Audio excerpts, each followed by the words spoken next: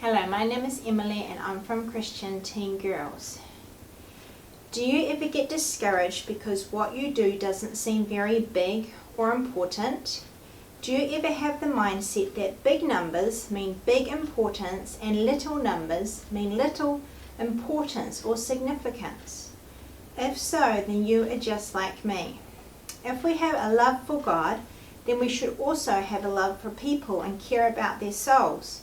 The world is so big and there are so many people. It is a good desire to want many people to get saved.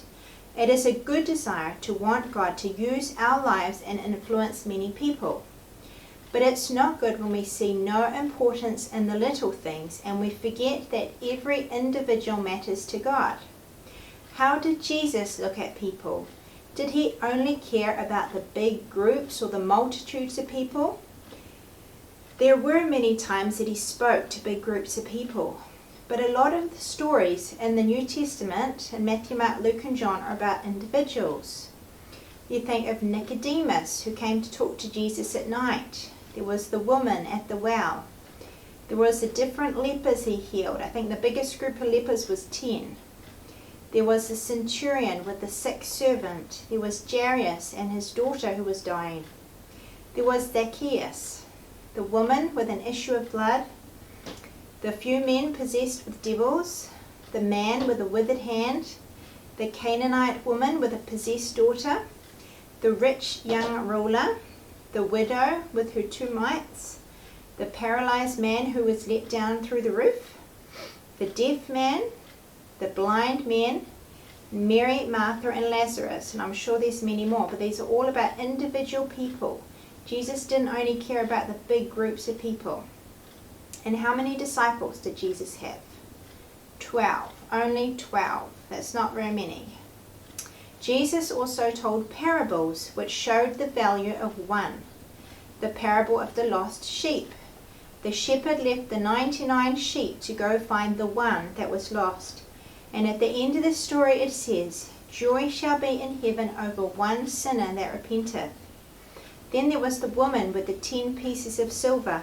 When one was missing, she searched and searched until she found it.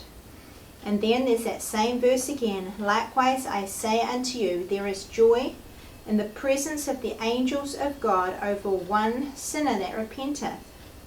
There's also the parable of the talents. And I'm going to read it out. "For the kingdom of heaven is as a man traveling into a far country, who called his own servants and delivered unto them his goods. And unto one he gave 5 talents, to another 2, and to another 1, to every man according to his several ability, and straightway took his journey. Then he that had received the 5 talents went and traded with the same, and made them another 5 talents. And likewise he that had received 2 also gained another 2. But he that had received 1, only 1, went and digged in the earth, and hid his Lord's money. After a long time the Lord of those servants cometh and reckoneth with them. And so he that had received 5 talents came and brought other 5 talents, saying, Lord, thou deliverest unto me 5 talents. Behold, I have gained beside them 5 talents more." So now he had 10 talents. His Lord said unto him, "Well done, thou good and faithful servant. Thou hast been faithful over a few things. I will make thee ruler over many things. Enter thou into the joy of my Lord."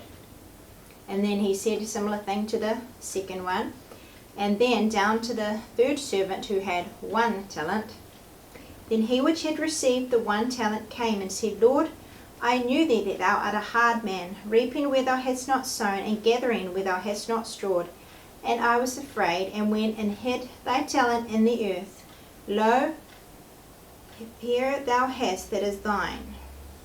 His Lord answered and said unto him, Thou wicked and slothful servant, take therefore the talent from him, and give it unto him which hath 10 talents.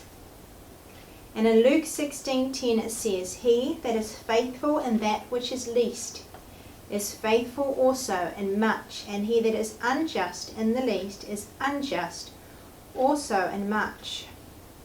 So out of those 3 servants, the one who had the least did nothing with it. He just hid it and buried it. Now, I don't know why. Maybe it was partly he was lazy, But also he might not have thought it valuable because it was only one. Whereas if he had used that, then the servant would have given him more to look after. So while we should have compassion on the multitudes like Jesus did, we should also see the value and the importance of every one. We should see the importance of all the little opportunities we have and use them instead of burying them like the wicked and slothful servant. I hope this video was helpful to you. If it was, please give it a thumbs up. And if you would like to see more videos for teenage girls, please hit the subscribe button. See you next time. Bye.